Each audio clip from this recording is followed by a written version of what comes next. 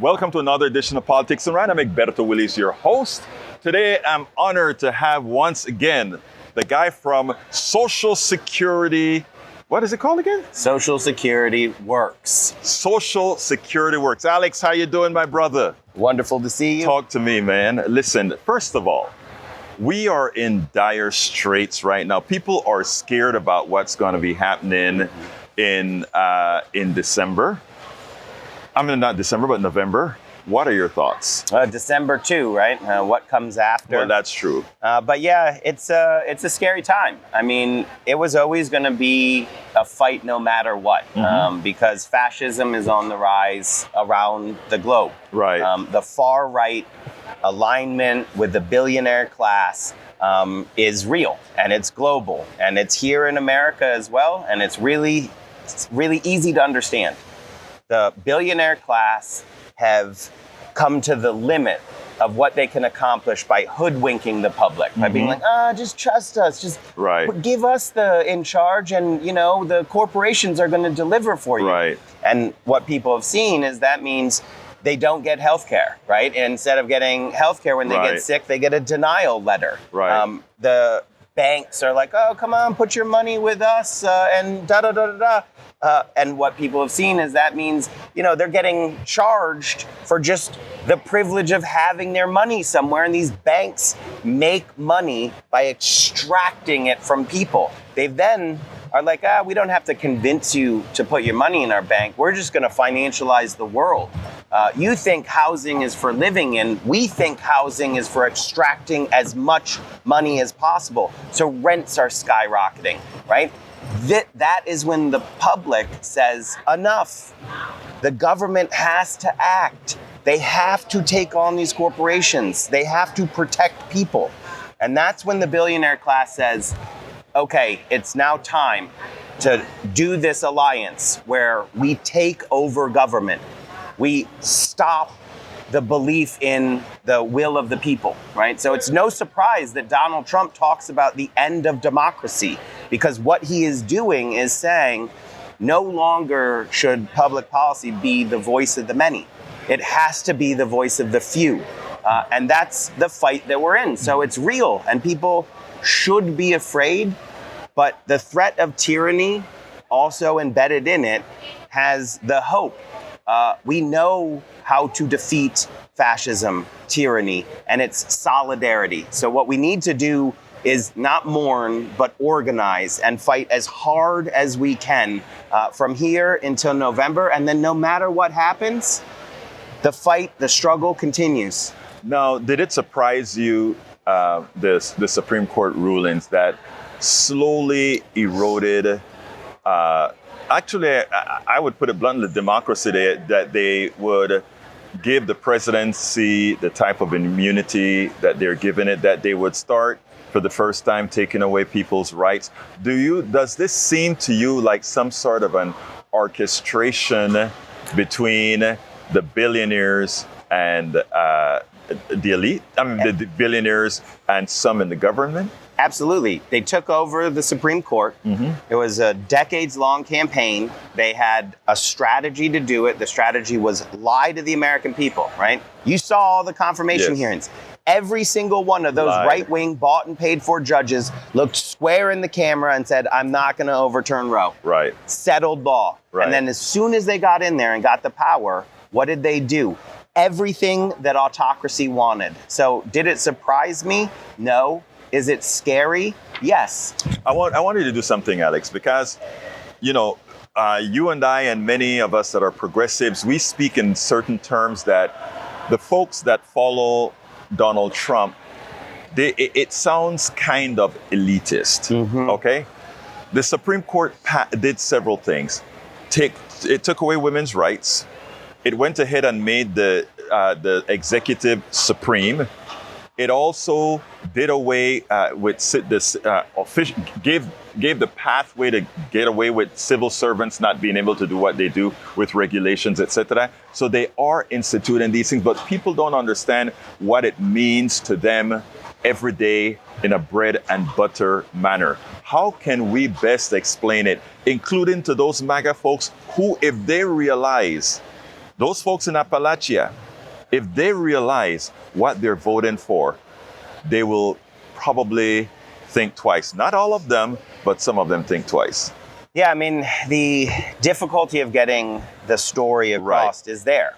But what people should realize in Appalachia, for example, coal miners have been fighting the bosses literally for generations. Much of the birth of the labor movement happened in the mountains of West Virginia. But now they are the people who most support Trump. Because we're seeing a hoodwink, right? We're seeing propaganda and demagoguery. But it's also important to recognize what gives the opening for that. And the opening for that is when people do not see the democratic institutions fighting for them. When their material life circumstances are not improving, when they are getting sick and not getting the care that they need.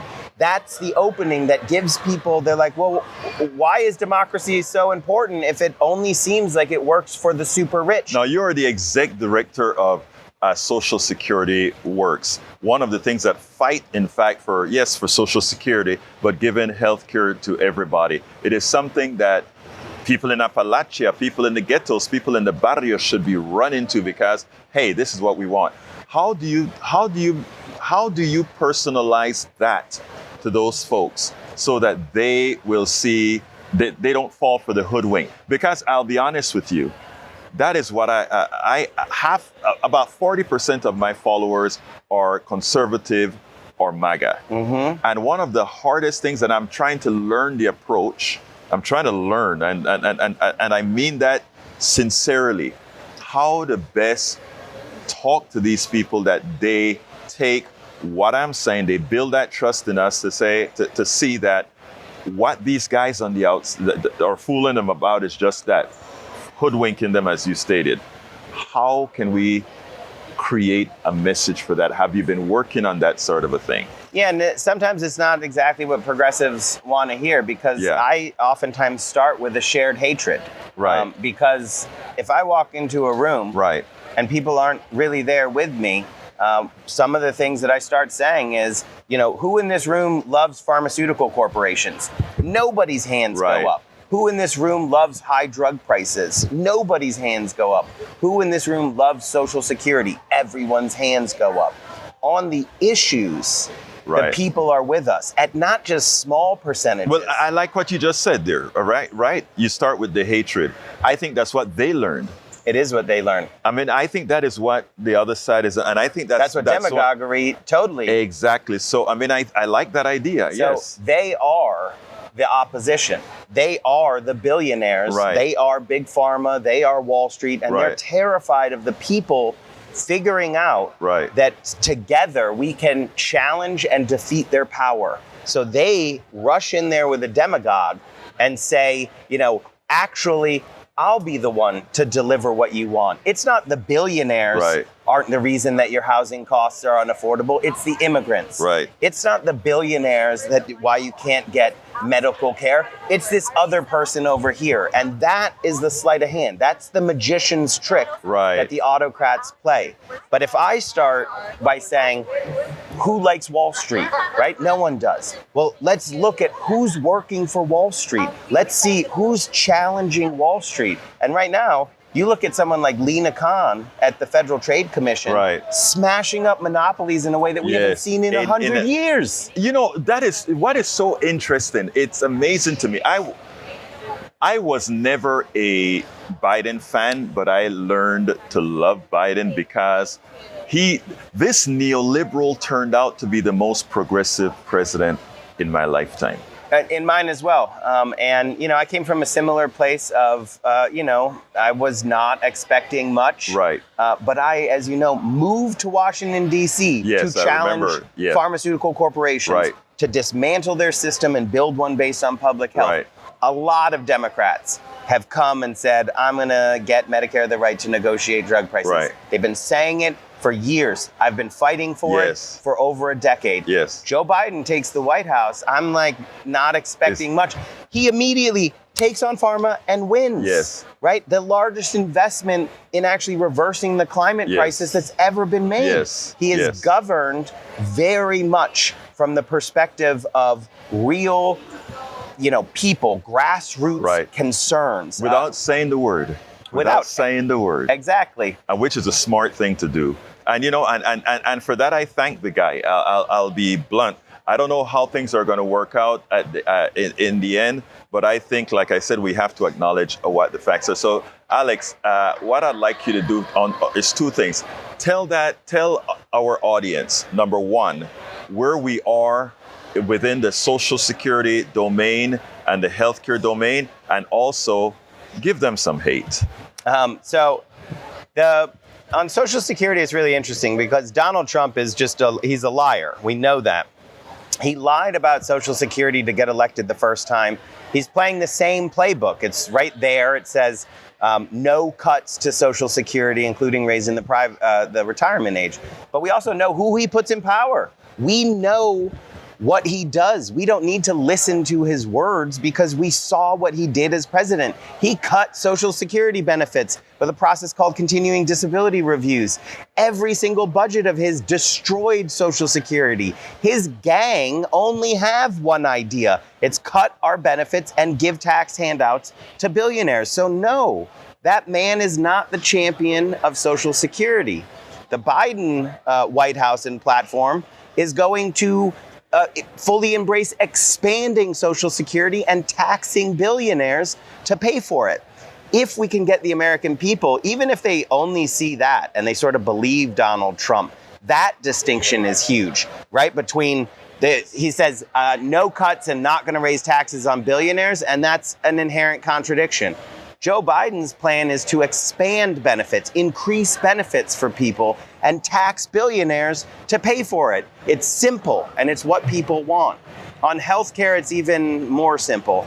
Donald Trump and the Republicans want to fully destroy traditional or original Medicare, the guaranteed healthcare part of our system, and replace it entirely with privatized Medicare, so-called Medicare Advantage. This is a system that's just insurance companies again, and they only have one way of making money. They take our money and deny our care. They do not have an incentive to provide health care.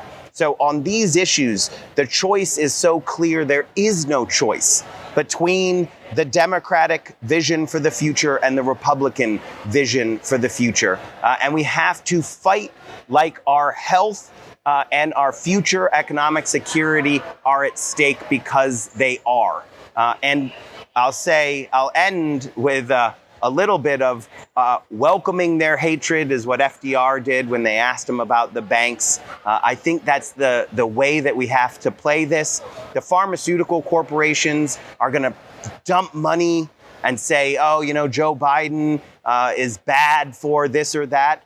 Joe Biden and the Democrats have to welcome the hatred of big insurance and Wall Street and the corporations whose price gouging they call inflation, and just fight for the people no matter what. And that is the only path to victory that'll actually achieve in November. Alex Lawson, Executive Director of Social Security Works. Thank you so kindly for being on Politics and Right. Great to see you. Great to speak with you as always. Absolutely. We spend a lot of time deconstructing the news, trying to parse it into a form that everybody can understand. We try to find those little nitpicks where it flies above the fray, etc. If you really like these videos that we do, I want to ask a big favor. Please go ahead. Number one, subscribe to our channel. And number two, please join if you can. Thank you so kindly for watching. Keep watching. Please remember to share. We must populate the entire internet with our progressive message, a message that we know is what most Americans say that they want. So help us, please join.